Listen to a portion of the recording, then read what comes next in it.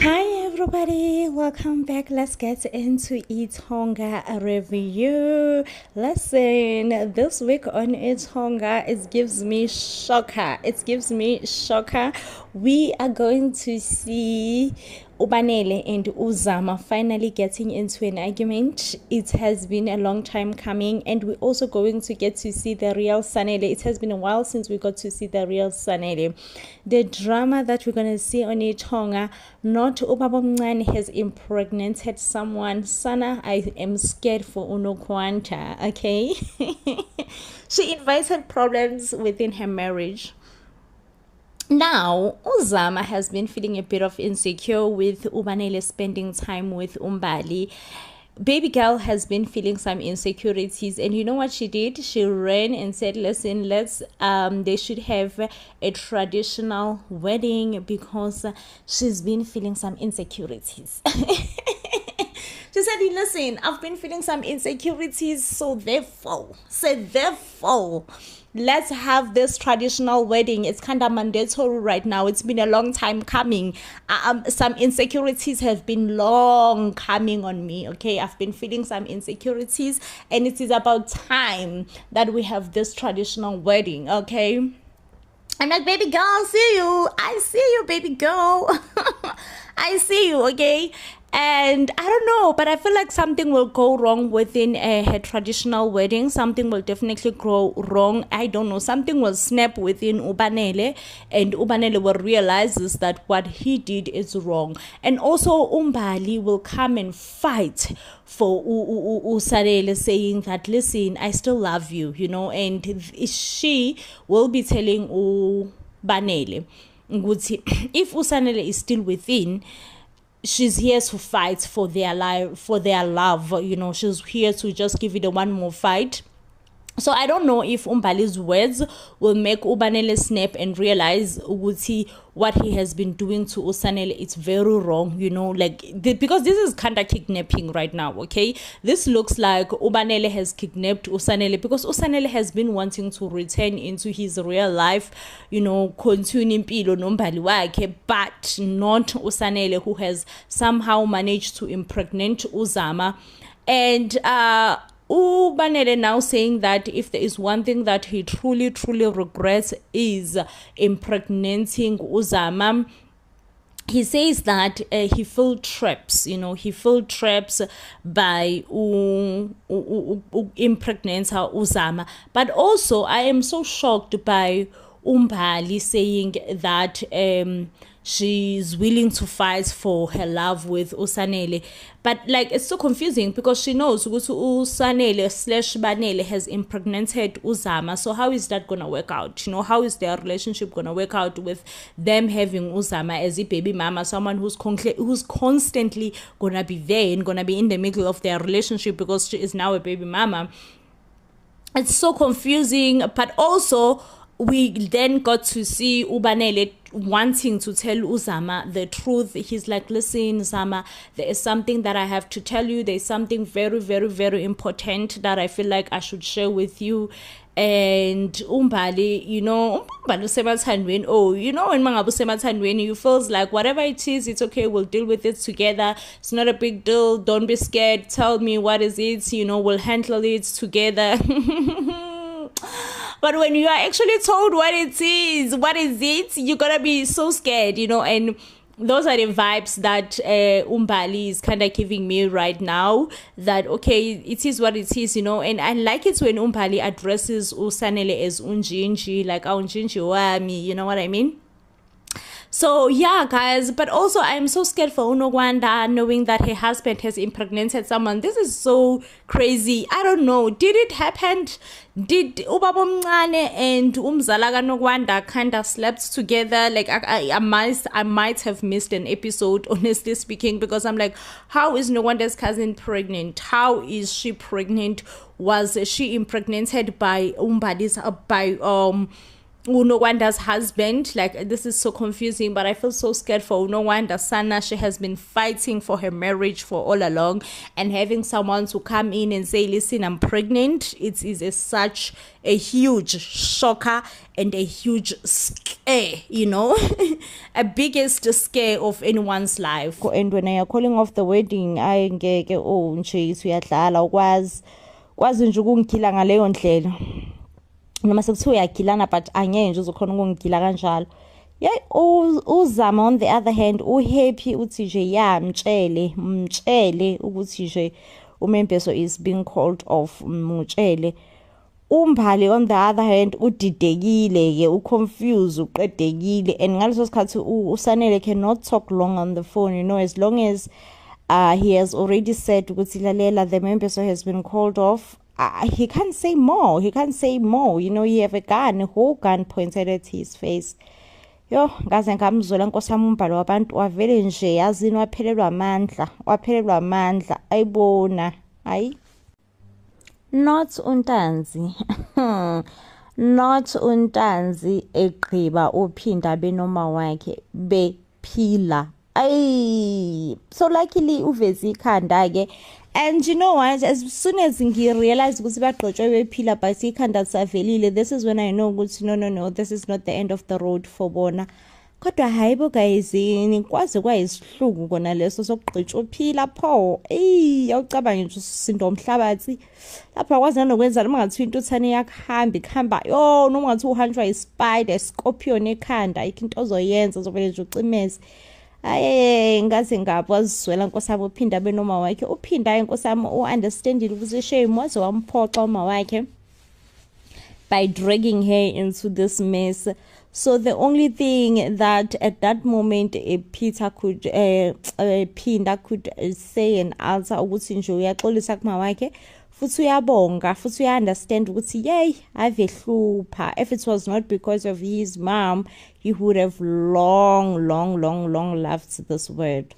And on the other side, sibona uNtanzi nkosi yami ukhuluma nobhuti wakhe lana umpangezitha uthi nje yazini uyayisola bandla, you know, because uvele nje wavukelwa ulaka olumangalisayo, and at that point he could have easily ended Uphinda and uFaith's life. And he does say that he takes Uphinda and uFaith as part of his family.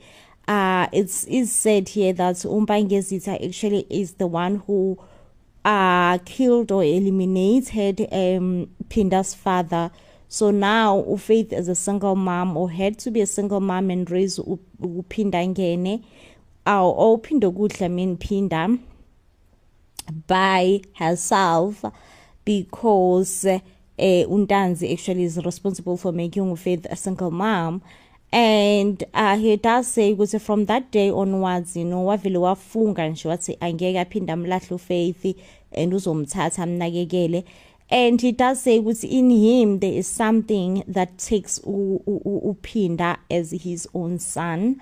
So therefore he just feels like he needed to punish them, obviously, but he feels like he went too extreme and he feels guilty. I was like, hayibo mpangezitha kanti unayo inhliziyo nyana, you know, as small of a heart.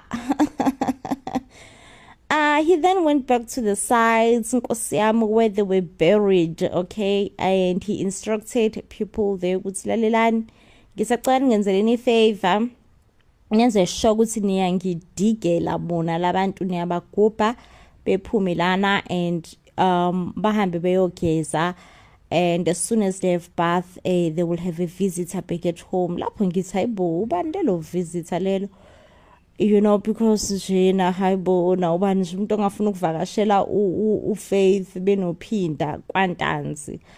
But then we actually get to see which it was a dog. So I'm like, no, it was cute in a way, guys. Yo, I must say it was cute that uNtanzi actually organized a doctor to come over and examine Uphinda. And Uphinda was actually shot by uNtanzi, and udokotela ke lana uyafika ke uyasho ukuthi no, as much as uphinda was shot, but bandly bullets nje alenzanga umonakalo omngakanani, did not hit the fragile organs. Okay, livele nje langena ladlula, awukho ulontosana obunzima obungako. And kuFaith ke lana bayasho ukuthi no, uFaith udehydrated nje Nkosi yami, akukho nje ukutheni, udlala nje i-dehydration kodwa nje uzoba right nje uma ayike umpangezitha ke lana usekhuluma nabo ukuthi lalelani namhlanje wona Faith ngikunikeza i-day off, awupheki uzophekelwa yimina. Nkosi yami guys, I know what he did is extreme, but kodwa futhi waziwa cute ngendlela exakile, uthi nje awupheki uzophekelwa yimina.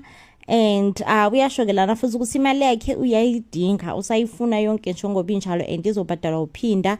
Uthi nje uFaith aka-relax efase iphondo, imali yakhe le kade ayiwithdrawile akayibisele ebhenki ngoba ayikho nje imali kaFaith akazoyithatha. Akumelanga ukuthi uFaith efele izono zika phinda. And uyasho ukuthi manike naphinda, hayi manike naphinda nongifunda ningiqonde ukuthi kahle mina angisonsangu futhi angibhenywa. Hi, shame guys, ngicane ngitsheleni what do you all think about storyline sikaphinda benoFaith, like bazohlalisana kanjani laphayana? Do you think they will want to avenge themselves noma bazo-obeya ukuthi nje yey umthetho kaNtanzi usho ukuthi, because in a way mina ngifile ngathi uNtanzi wanted to teach them a lesson ukuthi yey noma sendlala sekuthiwa ikhona into ezokudlala emhlabeni ningaphinde nje nesindlalela kuNtanzi, ningaphinde. So nje ivele angicabanga ukuthi bazophinde bedlalela kuNtanzi, but also you can be obedient but have hatred at the same time. So nje ngiyayibuza vele ukuthi nje kuzophiswana kanjani lapha kaNtanzi, as much as vele bazomobey uNtanzi, but as soon as they get a small opportunity, would they want to avenge themselves now? Yeah guys, now up next Nkosi yami nango ke uMbali esekhala kanandi kanandi ke sana kuma wakhe uyamtshela ke lana uMahladla ukuthi yey waziwagileka uSanele just called and confirm ukuthi nje akezi kuMembeso, and uMembeso has been called off. Kodwa amahloni ngizowathini amahloni sengaliwa phambi kwehlwele pause. Mina wonke kumele ngiphume ngitshele bonke labantu ukuthi lalelani uMembeso awusekho, so therefore ayihlanzi indlu. I'm like hayi ngeke Nkosi yami waziwagile kuMbali and kakudeserve nje lokho, akakudeserve Nkosi yami ukugileka kanje. uMahladla naye Nkosi yami uyayithulisa ingane yakhe uzothini, uyasho ukuthi no uthula phela Mbali, kodwa nje mina ngineshow ukuthi nje na kune misunderstanding eyenzakalayo lana, kune confusion nje ncane nje, no it can't be. Uthi uMbali malo nawe i-misunderstanding yani, i-confusion yani engane utshelwa yimina ukuthi uSanele ungifonele mina straight wathi nje angiphole angirelax enhloko uMembeso awusekho. Manje ke like okunye futhi kade kudingakala kumele ngikusho yini, ngathi hayi ke sana saze sasha like yey futhi makuthiwa nje khona umuntu ongadeserve ukuphatheka ngalendlela ebuhlungu kangaka, kushiwo uMambalisto kushiwo uMambalisto like akadeserve tu.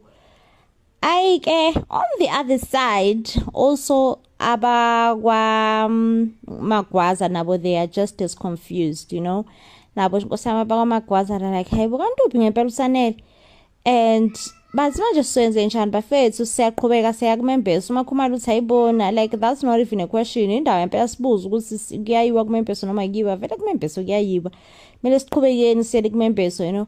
And as much as they are still discussing ke indaba yabo discussing indaba yabo yokuthi kuyaqhutshekwa kuyayiwa kuMembeso noma kuyahlalwa like nje yini ithi into yabo, they got a phone call from abakadladla bathi yey nase nawukhulisa umdlwembe wengane naze nasilaya nasikhulisela umdlwembe wengane, you know. And obviously abakwamagwaza they are confused ukuthi ayibona manje laba bakhuluma ngani.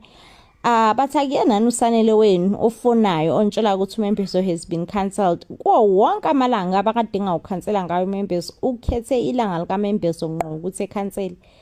Yey saze sasha. Ayi abantu bakamagwaza nkosami bayahlonipha ke, and then bayaphila bayobamba imeeting lapha kaDladla. And you know, I don't understand ukuthi while they are holding a meeting nje, family meeting, kwenzakalani ke ihlwele leza sebeyimemile babatheni kuthi bathe ayihambe nomani. Yey kwenzakalani nkosami ke ihlwele. Nonetheless ke nkosi yami bayasholana ukuthi hey nabo abazi nje na they are just as confused abakamagwaza, you know, batshela bakadladla ukuthi ayibona nathi asazi, nathi si confused, nathi sishaqekile nje njengani. If nina nishaqekile nathi sishaqeke more, because akufani nje nosanele ukuthi vele ekhansele umembeso kade ufuna kangaka. I mean, he's the one who even forced for umembeso, so it makes zero sense ukuthi umembeso ukhansele. Bathi nje hey kuyacaca nje ukuthi nina nakhulisa usikhotheni wengane osefuna ukuzodlala ngengane yami. Yey lo sikhotheni wenu nje akayena nje ukuthi usikhotheni bese kuphelela lapho. Usikhotheni futhi ufuna ukuzodlala ngengane yami. Saze sasha. Yey saze sasha like umakhuma like abantu bakamagwaza nkosami baphoxekile. You can tell ukuthi hayi nkosami baphoxekile indaba yokudlala, like nje ba confused, you know. Meanwhile nkosami masibuyela ngale ithandanini uzinje umbhalo ungawarisheki. Oh, you have done what you have to do, you did what you have to do, and now it's done. Okay, so murni worry, ungakhathazeki, ungayi-stress kakhulu, uthi nje uyizwisa ubuhlungu. Relax ngikhona mina umbhalo ngizokunakekela. I mean uzama ngikhona mina uzama ngizokunakekela. Lapho nje usanele uthi uzama lento oyenzile kumina fana ukuthi ngibulale ngiphila, fana nje yazini, fana nayo yonke into ekhona emhlabeni embi ungayicabanga ungayenza kumuntu, iyo lento oyenze kumina. Like yini indlela nje engiphoxeke ngayo, you know. And then usanele lana uyambuza kumbali ukuthi kodwa Mbali, I mean not Mbali, hey guys I confuse umbali benozama ngicela ngixolele. Uyambuza ke lana uzama ukuthi kodwa Zama usake waba nje samathandweni weza nje ukuthi yazini nekhanda lithathi kahle uma ungakhulumanga nalomuntu. Athi Mbali hayibona uyangibuza like userious ukuthi uyangibuza phela lento obvious. Buka mina ukuthi manje ngiyahlanya ngoba ngisemathandweni nawe Sanele, ngize ngiphethe ngisho isibhamu ngoba ngisemathandweni nawe. Manje ke usangibuza ukuthi ngiseke ngaba semathandweni. Obvious ngiseke ngaba semathandweni nengiyazi ukuthi nje umuntu othandweni uyahlanya. Lapho ke usanele uyasho ukuthi nkosihamba wena Zama angiyimini kanjalo and I understand ukuthi ukungikidnapha kwakho like sizophila impiloni usungikidnaphile sizoyibhadala ngani iron ihotel nani. Uthi nje uzama khuleka mina imali nginayo, yabona imali engayishela ubaba ikhona, hayi nje into yokudlala. So sizophila kamnandi sibe nemali siphile ngemali yami. Nkosi yami wamthanda umfana nanguzama. Buthi nje imali yami ikhona futhi sizophila ngayo futhi sizophila soft life khululeka. Guysini, if this is not ukuthanda umfana then angazi ukuthi ukuthanda umfana into enjani. Angazi mhlawumbe sasikhona omunye sazofika ngilethele i-definition ukuthi hayibolalela ukuthanda umfana into kunjena nakanje, because hayibona uzama bafethu, hayibona. But ke guysini asazi ukuthi izozala inkomoni namhlanje elamanqamu uD-Day. We have to see ukuthi usanele lona nkosi yami uzokwazi yini uku-overpower uzama, mhlawumbe ekwazi ukubaleka without ukudubuleka egijime eyosave umembeso wakhe, noma kuzohlaliwa lana up until umembeso uyadlula. Nkosi yami sengizwela umbali, I mean uzama umuntu okumele aphume efesihlwele eseyitshela ukuthi azambe umembeso awusekho. Awu Nkosi yami yazabuhlungu inhliziyo yami ngombhalisto. Anyway, please do comment down below. Ningitsheleni ukuthi nje uD-Day wenu uthini. Lamanqaku namhlanje uLwesihlanu uyaqhubeka umembeso noma uyama? Umbuzo loyo umile. Anyway, this definitely does bring us to the end of the video. If you do love and enjoy our reviews, you will obviously give this video a huge thumbs up, and I will see you on the next one when, of course, I am bringing you more reviews. Till then, please do stay blessed, and I love you.